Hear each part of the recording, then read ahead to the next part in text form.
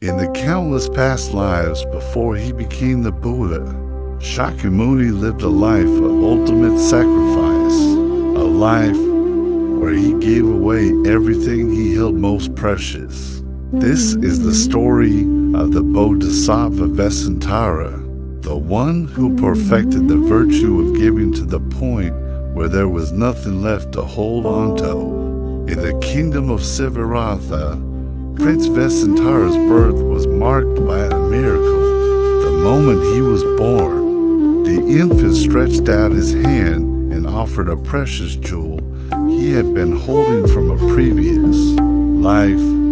From his earliest days, Vessantara possessed an extraordinary heart. He gave water, food, clothes, and transport to anyone in need. His generosity knew no bounds.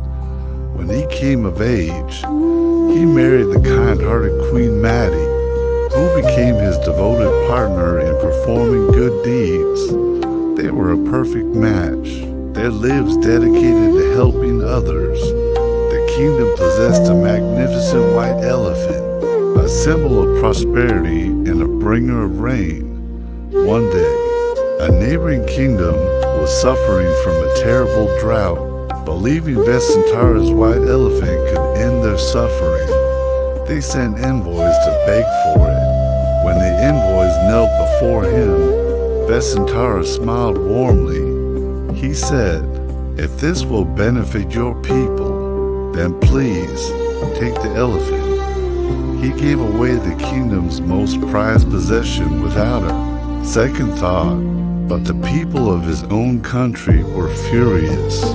They saw the white elephant not just as a possession, but as a national treasure, a sacred symbol of their kingdom's good fortune. "The prince will weaken our country," they shouted in protest.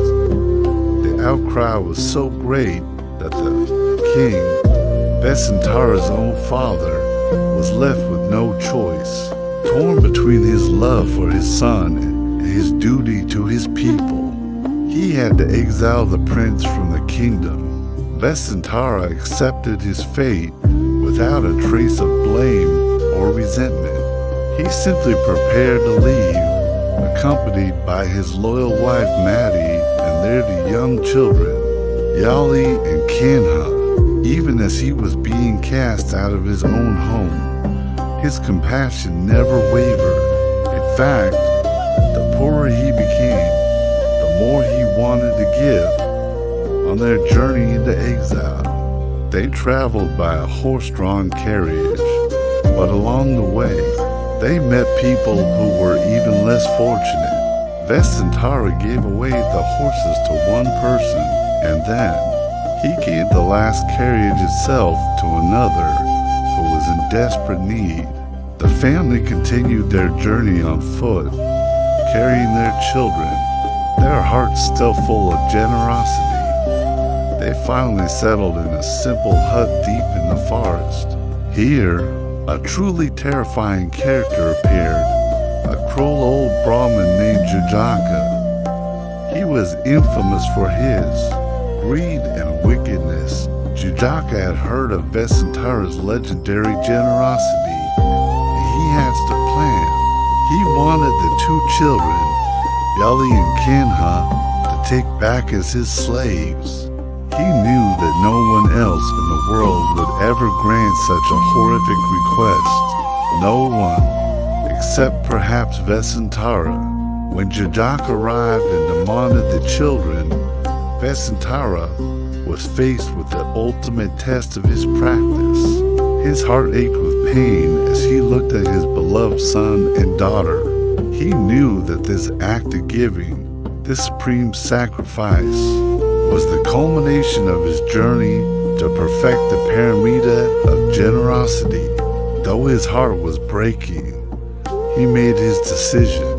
He poured water over Jataka's hands, sealing the gift. The two children cried out for their mother, who was away gathering fruits in the forest. But Vessantara knelt silently, offering a blessing as his children were brutally dragged away by the cruel old man. returned to their hut, she found it chillingly empty. Ellie was gone. Kanna was gone. She collapsed, her cries echoing through the silent forest. The sound of a mother's heart breaking. She searched frantically all night, her hope dwindling with the fading light. But when Vessantara finally told her what had happened, she understood. She understood her husband's profound commitment, the boundless heart of a Bodhisattva. There was no blame, no resentment. She simply sat down beside him, and together they meditated in the profound silence of their shared loss. The gods in the heavens, wanting to test Vessantara's resolve one last time, disguised themselves as poor men.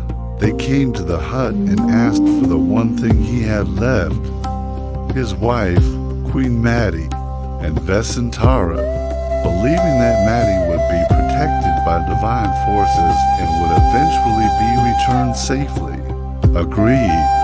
He had given away his wealth, his kingdom, his children, and now his beloved wife.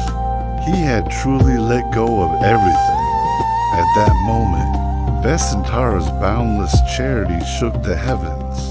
His ultimate act of letting go had been perfected. The gods revealed their true forms and returned Maddie to him. Meanwhile, through a series of karmic events, the children were led to their grandfather, the king, who rescued them from Jataka's cruelty. The entire family was finally reunited in the deep forest, their love stronger than ever.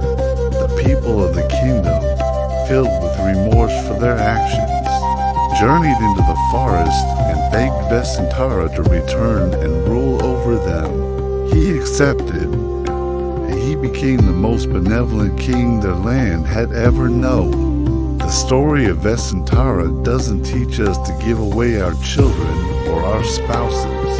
It is an extreme allegory, illustrating a profound truth. The ultimate freedom is found in letting go. When we can release our attachment to even the things we hold most dear, we become truly rich, richer than any king, because we are rich in compassion and boundless kindness. Thanks for watching. If this story touched you, please like and subscribe for more tales of wisdom.